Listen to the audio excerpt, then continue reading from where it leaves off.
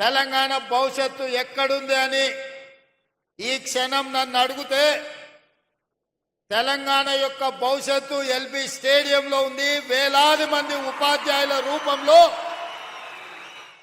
ఒకే ఒక్క ఆలోచన, ఆశ, మీ చేతుల్లో ఈ తెలంగాణ భవిష్యత్తు ఉంది. ఇవాళ ఈ తెలంగాణ బలమైన తెలంగాణగా, అభివృద్ధి తెలంగాణగా, ఆర్థికంగా నిలదొక్కునే తెలంగాణగా మార్చాలి అంటే గ్రామీణ ప్రాంతాలలో, తండాలలో, గూడాలలో, మారుమూల పల్లెల్లో ఉన్న దళిత, ఆదివాసీ, గిరిజనుల, బీసీ పిల్లలు ఇవాళ చదువుకోవాలి. వాళ్లకు చదువు చెప్పి వాళ్ళని డాక్టర్లుగా, లాయర్లుగా, ఇంజనీర్లుగా, ఐఏఎస్, ఐపీఎస్లుగా తీర్చిదిద్దే బాధ్యత మీ మీద ఉంది. అందుకే ఈ తెలంగాణ భవిష్యత్తు మా చేతుల్లో కాదు, మీ చేతుల్లో ఉందని చెప్పడానికే నేను ఇవాళ ఈ సమావేశానికి ఏర్పాటు చేసిన. బడ్జెట్ కు సంబంధించి విద్యకు ప్రాధాన్యత ఉండాలి అని చెప్పి 7.3% ఈసారి విద్యకు 21,000 కోట్ల పైగా ఈరోజు విద్యకు నిధులు కేటాయించడం జరిగింది. కొన్ని వాస్తవాలను కూడా ఈరోజు మనం మాట్లాడుకోవాలి. తెలంగాణ రాష్ట్రంలో 40,000 పైచిలకు పాఠశాలలుంటే ప్రభుత్వ ఆధీనంలో 30,000 పాఠశాలలు ప్రభుత్వ ఆధీనంలో ఉన్నాయి. 30,000 పాఠశాలలో 26 లక్షల మంది విద్యార్థులు ఉన్నారు. కానీ అదే ప్రైవేట్లో 10,000 పాఠశాలలుంటే 33 లక్షల మంది విద్యార్థులు ఈరోజు ప్రైవేటు పాఠశాలల్లో చదువుకుంటున్నారు.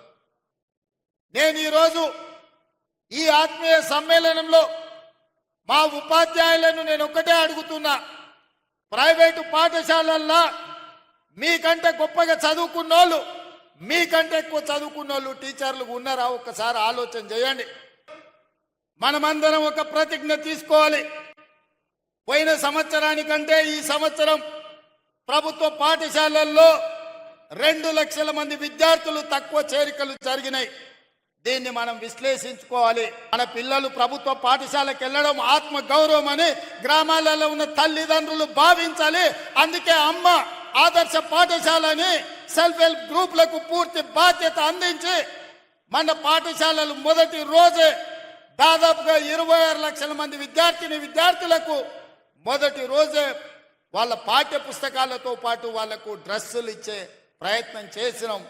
పాఠశాలలో ఉన్న మీ పారిశుద్ధ్య కార్మికుల సమస్యను పరిష్కరించడానికి అమ్మ ఆదర్శ పాఠశాల పేరు మీద సెల్ఫ్ హెల్ప్ గ్రూపులకే 1,000 రూపాయలు, దాదాపుగా సంవత్సరానికి 79 కోట్ల రూపాయలు ఖర్చయినా మీకు పారిశుద్ధ్య కార్మికుల సమస్యను తీర్చడం ద్వారా వాళ్ళందరినీ అపాయింట్ చేసే బాధ్యత నిర్ణయం తీసుకున్నాం. పాఠశాలల్లో కంప్యూటర్లు ఉండాలన్నా, లేకపోతే సాంకేతిక నైపుణ్యం పెరిగిన ఈ సందర్భంలో మీరు అక్కడ వాళ్ళకి విద్య చెప్పాలి అనంటే విద్యుత్ ఉండాలి. రైతులకు ఇచ్చినప్పుడు, పేదవాళ్లకు 200 యూనిట్లు ఉచితంగా ఇచ్చినప్పుడు, తెలంగాణ జాతి నిర్మాణము, తెలంగాణ భవిష్యత్తు పాఠశాలల్లో ఉంటే పాఠశాలల్లో ఎందుకు ఉచితంగా విద్యుత్ ఇవ్వద్దు? తెలంగాణ రాష్ట్రంలో ఉన్న 30,000 పాఠశాలల్లో ఉచితంగా విద్యుత్ ఇవ్వండి. ఆ భారాన్ని రాష్ట్ర ప్రభుత్వమే తీసుకుంటుంది. రేపటి తెలంగాణ భవిష్యత్తు మీ చేతుల్లో ఉంది. తులసివనం లాంటి తెలంగాణలో గంజాయి మొక్కల్ని పీకాల్సిన బాధ్యత మీ మీద కూడా ఉన్నది.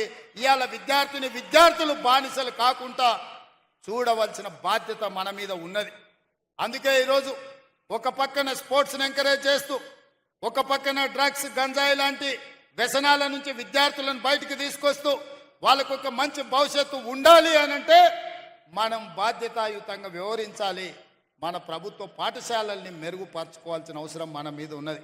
పాలకులుగా, ప్రభుత్వ పెద్దగా మీకేమున్నా నాకు చెప్పండి, వాటిని పరిష్కరించే బాధ్యత నాది. మీరు బాధ్యత తీసుకోండి. పేదవాళ్ళ పిల్లలకు చదువులు చెప్పని మీరు నేర్పించిన విద్యనే రేపు ఈ తెలంగాణ భవిష్యత్తుకు పునాదిగా మారుతుంది.